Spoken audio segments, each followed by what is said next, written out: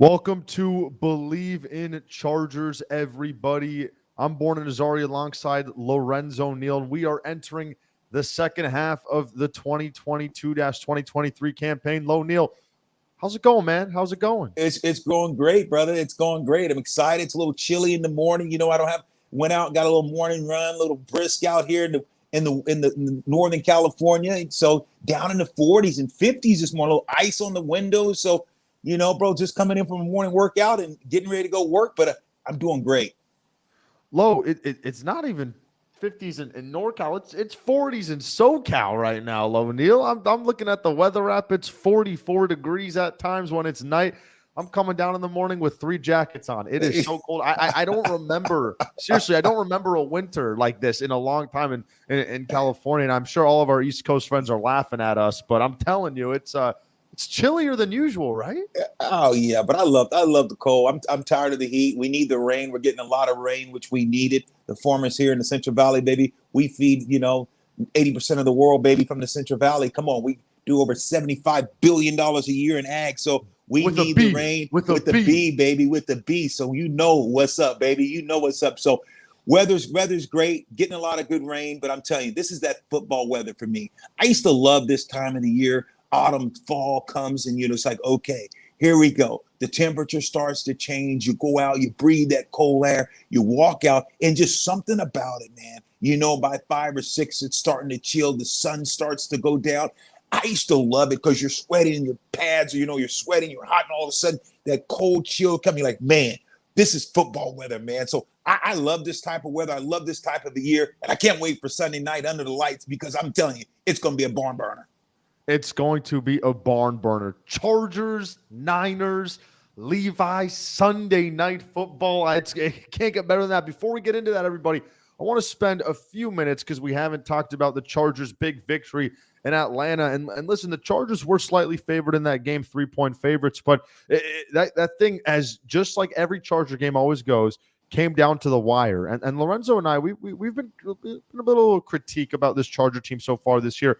But here's one thing that we got to give them credit, Lorenzo Neal. Although it's been ugly at times, they're winning close games, and they continue to win close games. You take a look at winning in Cleveland. They almost shot themselves in the foot in that game, but they found a way. They found a way to beat Denver. They found a way to beat Atlanta. They found a way to beat the Raiders. Although it could be better, it could be a lot worse. And this team is 5-3, a game back of Kansas City with everything in front of them, with an AFC playoff spot on the line. So, Lo, just talk to me. What are you starting to learn about the DNA of this team? Although it's been tough, and although there's still a lot of issues, they continue to win close games off a game-winning field goal in the ATL. Resilience, finding a way, the comeback kids, no quit, won't die, live to fight on another day. The acronyms and the words that describes this team: tough times don't last, tough people do.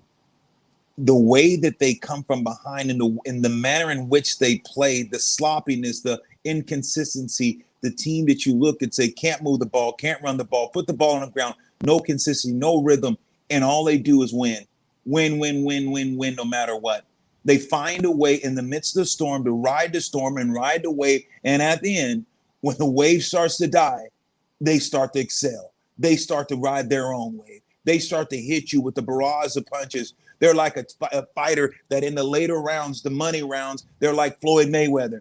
They'll just move and hide and look, like, oh my God. And in the championships rounds, this team is finding a way to finish at the end of the games, because I'm telling you, it's not pretty. It doesn't look good, but they're beating and they're finding a way to win, and they're beating some pretty decent teams. And they're doing it without their horses. They're doing it without Mike Williams. They're doing it without Keenan Allen. They're doing it without Slater. They're doing it without Joey Bosa. You know who they're doing it, though, with? Khalil Mack. This is a guy who's unbelievable yet again. And Lo, remember back in August when we were doing all these shows, we were saying it's a great trade, but does Mack still have it? And you were so adamant. You're like, stop it. We all know he still has it. He's Khalil effing Mack. And what is he doing? takeaways, strip sacks, changing the dynamics of the game. So there are still pieces for this team, guys. And before we continue breaking down this Chargers-Niners games and recapping this Chargers-Falcons games, we want to give a shout out to our title sponsor of the show, betonline.ag. BetOnline is a place where you can have so many different picks, collaborations, parlays, teasers. Go to betonline.ag. Make your pick for this coming up week in the National Football League and use code Bleav. That's BLEAV for $50 off your first few bets. And here's the deal, everybody. Injuries have defined the first half of the season for the Chargers. And yet, as Lowe says, they've persevered, they've stayed competitive, and most importantly, they've kept their goals and aspirations for the home stretch alive. Here's the biggest teller for me, Lowe. Here's one thing that made me a little bit excited. In that fourth quarter, I saw Justin Herbert make some throws that reminded me of Justin Herbert of 2021. That reminded me of Justin Herbert of his rookie year. And I don't know if he's starting to get healthier now, because I know he's taking that tee shot still every single week. I don't know if he's getting healthier now. But, Lo, I saw some throws by the kid where I'm like, oh, is he coming back now? I did too. And here's the thing. When you watch Justin Herbert several weeks ago and you start to watch his mechanics, you say, okay, he just says, okay, I'm going here with the ball. It's a predetermined snap. It's a predetermined read. You watched him when they played against a team when they almost lost, to Cleveland at fourth down. You saw him. He was trying to force the ball in that slant. You knew where he was going with the ball. If you watch Herbert the last game, you didn't know where he was going with the ball. You didn't. He was playing. That's the difference between now and then. Then it was like, okay, here's where I'm going to go with the ball. I'm going to try to force it in here. And you could kind of tell it was it. Now he's playing football. His back seemed like, okay, when you saw the way he scrambled to move, to make things happen, to throw on the run, he's playing football. Now he's turned back into a football player. The player that you talked about with Justin Herbert's, 2 years of yesterday year, where you said, okay, now I'm going to make a play, big fella. Show me what everyone's talking about. Show that big arm off. Show us you can get out of trouble, and then show you can still deliver it. That's what he did the other day. The other times you just see him sit there, being the pocket guy. Okay, I'm going to throw it. And it's like, this is not the guy. Now, The other day, that's the difference what I see. The 1-2. Exactly. And guys, at the end of the day, Herbert is finally looking like a healthier version of himself after suffering that gruesome rib injury in week 2. And Lo and I talked about it, that they probably should have sat him for a few weeks, but they didn't. And here's where we are now. But a better, a more efficient, a more explosive Justin Herbert will lift this offense back into an above average unit, because guys, quite frankly, they have been below average so far this year, especially though they'll be above average when Keenan and Mike Williams return. Corey Linsley too is healthier, and I think the Chargers will figure out their rushing attack behind their standout center. So I would hope that the Chargers can start lifting themselves up into a top 10 offense. But I do want to give a little bit credit to this defense, who we've been tough on all year long. And for the 5th straight game, which was an NFL record, the Chargers went down by 10 or more points in the first quarter. But ever since that defense was shaky to start the game after going down 10-0 for the next 45 minutes of game time, they only allowed one score. They are the reason why this Chargers team won this game. Low, talk about how much of a confidence boost this can be for this Chargers defense, as they have a tough task ahead heading into Levi Stadium. Yeah, when you look at the Chargers defense, and, besides when you saw a team early, when you saw Jacksonville just put it on them and motorboat them, but when you think about the defense, yeah, Cleveland scored at times, but if you think of, they bend but don't break. They give up too many yards in rushing. We understand that at times. You're like, man, they're supposed to be better against the run. At passing game, the inconsistency, but it's not like a lot of teams go out and score 30. Mm-hmm. If you think about what they've done, you say, okay, who's gotten over 30? And you say, okay, you played Kansas City, but who doesn't Kansas City score on? When you think about when they played against Raiders, the other teams that they played against, they've had opportunities to win the game. It's not like they've given up a boatload of points. It's just the inconsistency in stopping the run, inconsistency in the pass game, where a guy might penalty in a big play they've given up here or there. But like you said, man, the MVP of this defense, hands down, we thought all the guys are going to be Jackson, all those guys we thought were going to step up and play. It's Khalil Mack. The ageless wonder. Khalil Mack has said, you know what, guys, If it is to be, it's up to me. He said, put this on me. I'll show you guys what I can do. I'll turn back the clock. I'll show you guys why you traded for me. And the old man is playing. The guy is playing relentless. He's tough against the run. He's great at going past. You got a double team and triple teaming. Think about if you had Bosa on that team right now. Khalil Mack is saying, guys, let's go. Right now, let's go. Khalil Mack, I'm telling you, you talk about defense and they talk about it. Yeah, guys are older, but if you said who was the biggest pickup on this defense is paying dividends more than anyone, hands down, it's Khalil Mack. What the Mack is doing, like you said, strip sack, sacking the quarterback, the things that he's doing, he's been unbelievable. I mean, he is just stealing the show on Chargers defense. I mean, guys, it's pretty incredible. And this is a guy who's been a top edge rusher in the National Football League for damn near a decade now, and he continues to do it. And his teammates are praising him. Joseph Day saying this guy is a nightmare out there. He took it into his own hands. That's why he's elite. How many sacks do you have right now? 7? It's probably a little bit more, and he should have. It's crazy. It's crazy because you see the older players, man. Think about go over to Baltimore. Justin Houston, what do you have? 2.5 sacks last night. Strip fumble the other night. You think about him in his 13th to in his 12th year. He decided to come back, and look what he's done for Baltimore. These older guys, just the swag and the it was crazy when I saw Justin Houston back in the league. It was crazy. Yes, it's crazy. The guy comes back, and look what he's doing. The guy's leading their team in sacks. I think he's got 9 sacks, 8 sacks. So he's been playing at a very, very high level too. So it's great to see Khalil Mack and these older players. I like them, the ones that come out and say, you know what? Look, I might be a little bit older, but I can still go. I may not be Freddie Flintstone, but I'll sure love to make your bed rock. Hey, Lo, you were an ageless wonder too in the NFL. You played till you were 100 years old, Lo. Absolutely, baby. That's why I love watching these old players play. The guys where they call them older players, but I love it because you can't measure a person's heart. And that when you start to get older, you want to show people, hey, I still can perform. And Khalil Mack, I'm just telling you, there's a lot of pressure on him, but he just goes about his business. You watch him warm up. He looks a little slow warming up. He's just jogging out there, taking it slow, and it's game time. The guy is lights out, so I love it. He just knows how to preserve the gas tank a little more. He knows how to use it in spots, right? Yes. That's what you have in to spurts. do as you get older. Now, anyhow, everybody, enough with the old, in with the new. Let's talk about this week. All right. The Chargers are 5-3. They head over to San Francisco and play the San Francisco 49ers, who I believe, Lo, correct me if I'm wrong, are 4-4. However, their record isn't indicative of how this team is. They are a very good football team, and they're getting better. They have a great defense. They just traded for Christian McCaffrey, and there's a lot of expectations. I know, Lo, you can attest to them very nicely. The Niners come in, Lo, as 7-point favorites, pretty heavy favorites to face the Chargers. Now, I do think the Niners are favored. They should be favored in this game, but I think that's a little bit aggressive. I think this Charger team is playing some better football, and don't surprise me if these kids in the white and powder blue go stun them in the Bay this week. So I want you to, first of all, educate our viewers a little bit about this 49ers team. What is there to know? I think they are a lot better than their win and loss record says they are.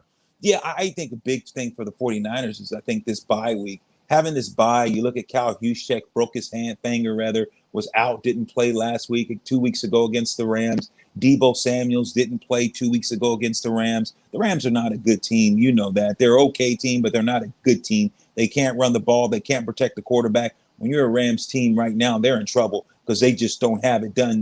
You can push them around up front against the run. Yes, they got that boy dog on the defensive line who's one of the best disruptors in the game, but he can't do it. He's not a one-man show. So when you look at the Niners, help is on the way. You're going to have some guys that are getting healthy. Armstead, a guy that plays interior line, wanting to get this guy back. Has been dealing with the Achilles for the last several weeks. So I think the Niners, they needed this bye. It came in at the right time because the Chargers are playing good ball, really good ball. They're finding a way. Herbert's getting his swag back, and they're moving around. But you look at this Niners team, I think when you look at the quarterback, have a huge edge quarterback rise. I think that when you talk about X's and O's, the Chargers, undoubtedly, if Herbert was on this team, I think they'd win the Super Bowl right now. If you put Herbert on the Niners with the way that he can move and get out of and with his speed, and you can run the boots, especially with Kittle, the way Kittle is as a tight end, you can run all kinds of things because of Herbert's speed.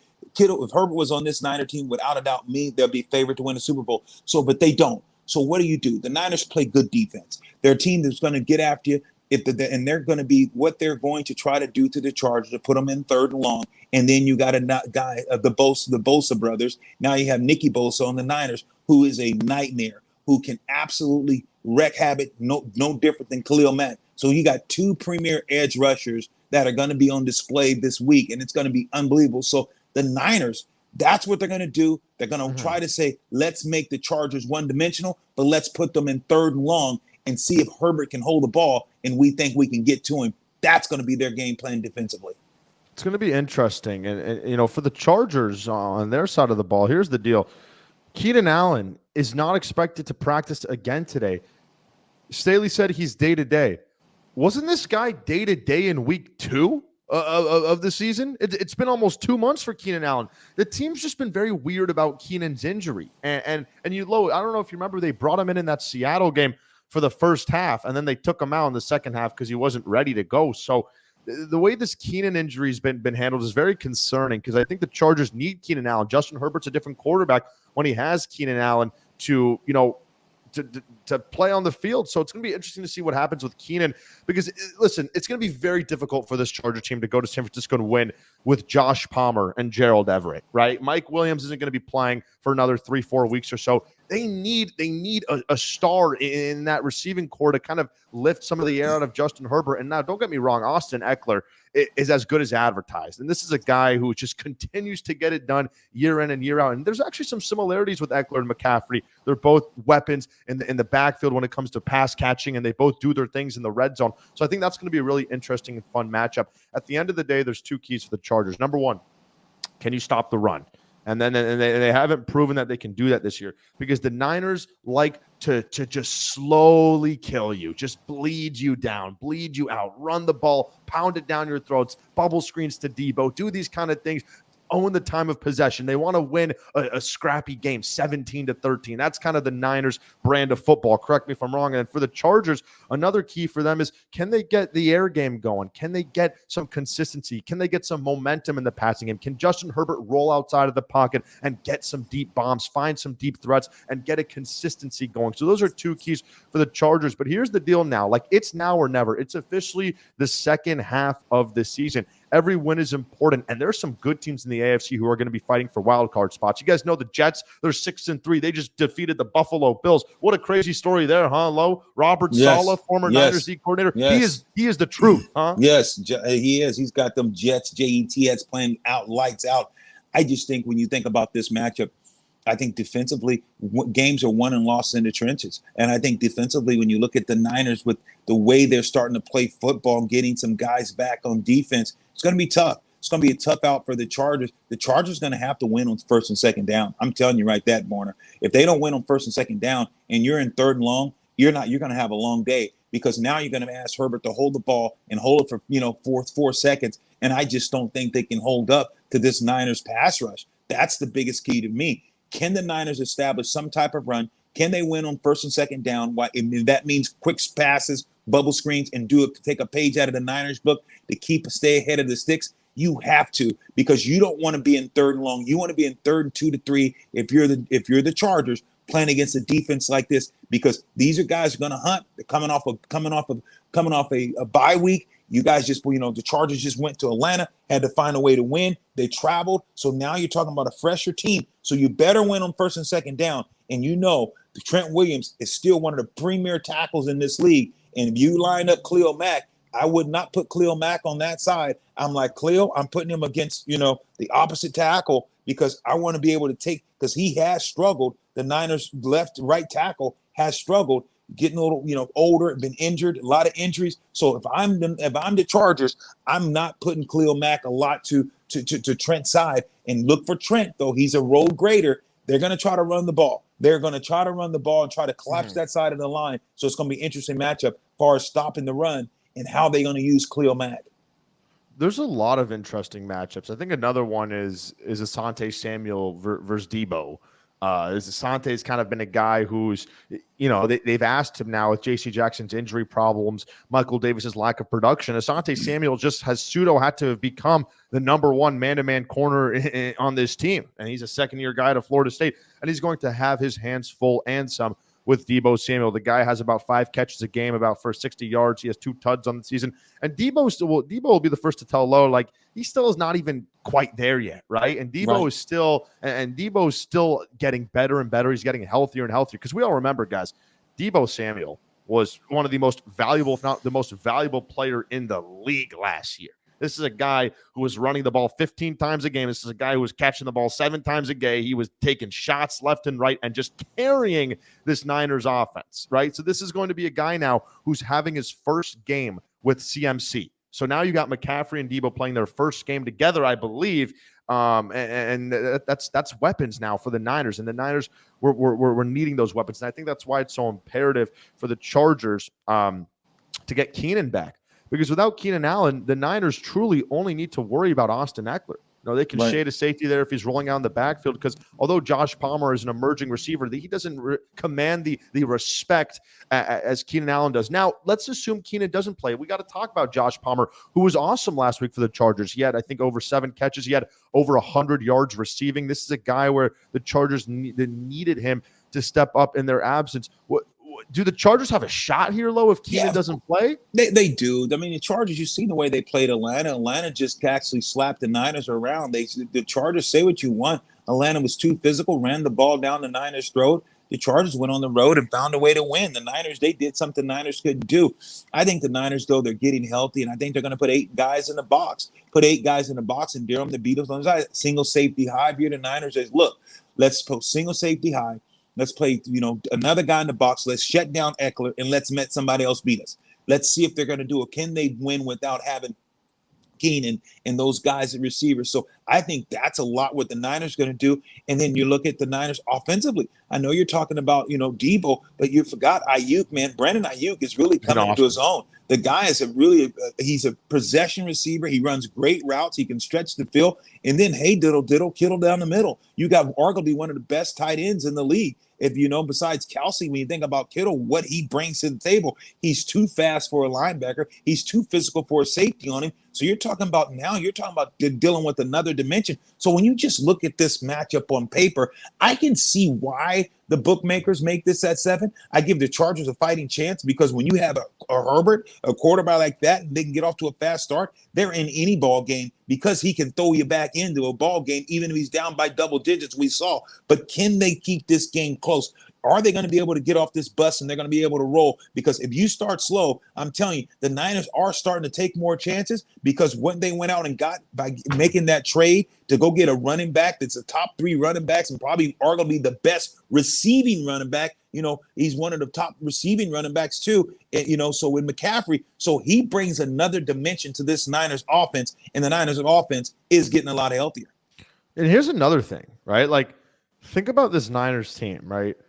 It's still November, but we're getting almost, if they want to win this division, we're getting closer to, like, the Niners need to win this game. Like, they can't go down, to 4-5. And you take a look at the Seahawks schedule. They have the Raiders, they have the Panthers. Like, the Seahawks are going to keep winning games. Like, it's crazy. The Seahawks are a good football team. I mean, they're well coached. Geno Smith is playing some good football. They really hit on their draft picks. And, I think the Niners are looking at this like, sure, we got to take it a week at a time, but I think the Seahawks are going to beat the Panthers. They're probably going to beat the Raiders. Like, the Niners cannot afford to go down to 4-5. And I'm not saying the Chargers can't afford to go to 5-4, but I think that the swing here is even more important for San Francisco. Now we take a look at kind of the matchup here. I think why the bookmakers have the Niners at -7 and very heavy is it's a few things.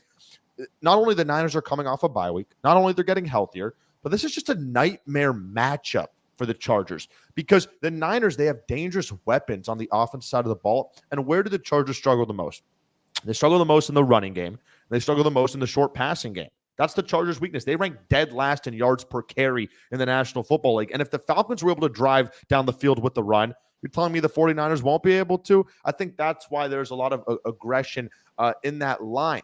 Now, Lo, do you agree kind of with the Niners standpoint, though? Like, if they want to win the West, maybe it's a little bit early to say this, but they kind of need to win this game, right? This is a big game for the Niners, no question. You just laid out where they're at, especially with Seattle in the driver's seat, and the way that Seattle's playing right now, and the schedule dictates that they got some a couple layups this the next couple weeks. But it's interesting because if you look at the head-to-head, the Niners have beat the Seattle Seahawks head-to-head, so that helps them tremendously. So they got to keep pace because they want to win the tiebreaker. So yes, I think this is a very, very big win for the. I think this is a must-win for the Niners. And yes, the Chargers want to win this game, and you cannot count the Chargers out, especially with the weapons, and especially with the quarterback, the trigger man. And the defense is optimistic. It bends but don't break. This defense, like you alluded to, it hasn't played great, but when it needed to bow its neck and when it needed to make plays, this defense has made plays behind Khalil Mack. So I still think that the Chargers have a fighting chance because of the some of the things that Herbert can do. But if you talk about who needs this game most, you're right. And on paper, it is definitely the Niners. And coming off a bye, it's tough. The Chargers are traveling to Levi Stadium. They're off a week for the Niners to get healthy, and they're going to have some help. You got to realize you lost your linebackers. You didn't have two of you. Xavier didn't play. You look at, the linebackers for the Niners. You had two of your starting linebackers the last several weeks haven't been out. Debo's been out. You talk about your starting fullbacks been out. You're talking about different guys. Armstead's been out. So when you think about the Niners, the help is on its way, and help will be here this week. Lo, I want your opinion on this before we wrap up, and I'm just confused. What do you think is going on with Keenan Allen? Because week 2, he was saying there's a chance he may play against Kansas City on Thursday night. Lo, it's been 2 months. It's the Is this the hammy string, right? What it's been dealing with? Yeah, it's the hammy. It's the same hammy. And the only time he came in these last 2 months was that first half against Seattle, and then they didn't play him the second half. So he definitely re-injured it. I don't know why they brought him in then. But, what do you think is going on? Because Staley he's still saying he's day-to-day. It's been 2 months. Well, when you have the hamstring, think about the hamstring. The fibers are all intertwined together. And now when you start to stretch the ham, and then if one of those fingers slip, there's a slightly tear, there's a rip. So you got to realize, I think that his hamstring has been stretched, and I think that it's ripped. I think that he has a chronic hamstring and it's ripped, and it's always going to nag him, and it's tough. I think that he doesn't want to have surgery, but this has not been the first year. This is second year that this hamstring has always given this guy problems. If that hamstring is like that, it's weak, it's chronic, and it might be a slight tear. And if it's like that, this is going to be a revolving door. So it's unfortunate. Keenan Allen might have to have surgery. I'm telling you, my hamstring still to this day, I ripped it and it still hurts. If I go out and work out real hard, my hand, it starts to get numb. And I'm like, oh my God, I got to take some time off, because if you quick to go, it will pop. I think Keenan, in my opinion, I'm not a doctor, but when you have a lingering hamstring for now years, this last year too, right? Think about he's hurt with the hamstring leg. This means that it is chronic. This means that it's a recurrent, and it's the same hamstring. So I think that hamstring is weaker, and I think it's kind of slightly torn, and he can't. And it's just going to be one of those things that he's going to fight through, and he might have to have surgery on the hamstring. I'm telling you. And I think I was reading something. The Chargers are going to have a tough decision of what they want to do with Keenan. Next year. This is a guy I can tell you, Keenan Allen is one of the best receivers in the league. He's one of the best possession receivers in the league. But and he is good, and this guy is unbelievable. But I'm telling you, there's no way. And I'm going out. And here's the thing: I love the guy, and I think he's, like you said, he's a game changer. He's one of them. So it's not because of talent. So I want people to understand when they're saying, "Oh, Lorenzo, you're hating." No. If you said a healthy Keenan, there's not 10 receivers, there's not 7 or 8 receivers that I'm taking over him in the league, because he has that 1-2 and he has that dog in him. He's physical. He'll do anything for you. But I'm telling you, he's done. He's done with the Chargers. The Chargers cannot bring this guy back. And it's unfortunate, because I could have played a couple more years, but once my body gave out, the hamstring and the neck, when my hamstring was, I couldn't play. And not because I didn't want to, and it's not that I couldn't. It was that one hamstring, and when your hamstring is gone, when your legs, and that's what you make your living, carrying the running, and Keenan especially, he can't hide. You got to use your speed. So in my opinion, this will be the last year Keenan Allen will be a Charger. Because it's not only that, but he has a $21 million cap hit for next year, and then $25 million for the year after that. Right? So if you're going to get a guy who's only going to play 5-6 games, and you're already pretty tied up with the cap because you're signing all these big names, and you got to pay number 10 very soon. don't think it makes sense. I think the team can find somebody who's going to be, not as great of production, but who's going to be 90% cheaper. And that's what you have to start being creative, especially when number 10 is going to have 400 plus million reasons to smile soon. Absolutely. So, and it's too bad because what Keenan has done for this organization and the way that he's played and the consistency that he's done it, it's sad when good players, great players like this, just gone too soon. And this is one of those injuries that a lot of teams won't. I'm just telling you right now, and that's what's sad, because you never want to speak about someone else's chicken and someone else's bread, because it's horrible. But there's not going to be a team out there that's going to pay him over $10 million a year. He won't get after you on the market because you can't. They're going to look at that hamstring and they're going to do the MRI. And if they see it's partly tear and it's been torn, you just can't take the risk. Not when I can give you 25 million reasons why not to. Absolutely. And again, all of this is prefaced by saying Keenan Allen's been Mr. Consistent for the Chargers over the last decade. He has elevated Phillip Rivers. He's elevated Justin Herbert. He has been the best route runner in this league for almost a decade now. And that he's a great story because he never overwhelmed you with his speed. He had a knee injury in college. His numbers in the NFL Combine did not wow you. That's why he went into the third round. But he always played with that chip on his shoulder. He always just shredded elite corners, and he deserves every penny. He deserves the generational wealth because he's been awesome for the Chargers. But the old adage is like, what? All good things do indeed come to an end, and it's kind of feeling like the beginning of the end for Keenan Allen and his time with the Chargers. Yep, they say you can't make the club in the tub, unfortunately, and that's just true. You cannot can't make the club in the tub. So Keenan's had a great career. We love this guy. He's been Mr. Consistent, like you said. But hey, let's go find a way to win this game against the Niners, Chargers. Let's do it, Chargers fans. All right, guys, for Lorenzo Neal, I'm born in Azari. We're going to be covering this Chargers-Niners games as it's done. And then the next week, we got Kansas City on Sunday night again. So we got some big-time content coming up for y'all. Lo, always a pleasure. We'll all chat soon, everybody. Be well. Peace. Cheers.